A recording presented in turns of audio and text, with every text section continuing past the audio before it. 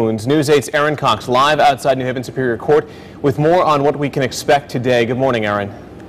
Good morning, Chris. You know, Joshua Komisarjevsky was willing to plead guilty to all the charges, including murder, if the state had taken the death penalty off the table as a punishment.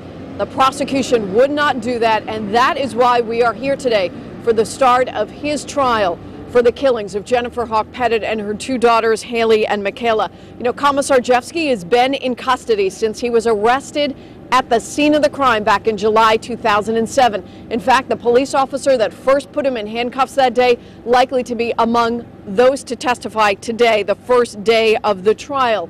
Many of the police officers will be the same as the first trial. Many of the lab technicians who analyze the evidence will be the same. And many of the graphic evidence photos will be the same, including the burned beds where the two girls were tied up, the gasoline poured on them, the house set on fire. What will be different?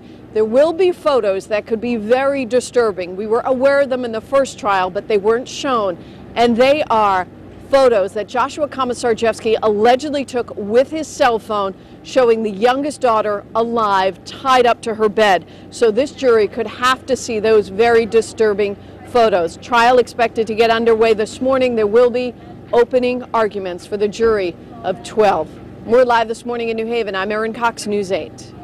All right, thank you, Aaron. And with the trial getting underway today, the town of Cheshire is bracing for all the attention that comes with it. Yeah, Joshua Komisarjevsky is facing 17 charges in the 2007 murders of Jennifer Hawk Pettit, her two daughters, Haley and Michaela. Last year, we all went through this once when Stephen Hayes was convicted of 16 charges, including 6 counts of capital felony murder in the attacks. Dr. William Pettit, the only survivor of that attack, will once again sit through a long trial and wait for a verdict. And once again, his neighbors, his supporters, his friends in Cheshire will be watching and offering their support. I guess we don't have a choice. It's unfortunate. Certainly, Mr. Pettit and his family shouldn't have to go through it again. I guess this is what our legal system requires. People are just tiptoeing around and kind of acting, like, not again, But I mean, justice has to, go through its process. Stay with News 8, WTNH.com for the latest on the trial of Joshua Komisarjevsky as it gets underway later this morning.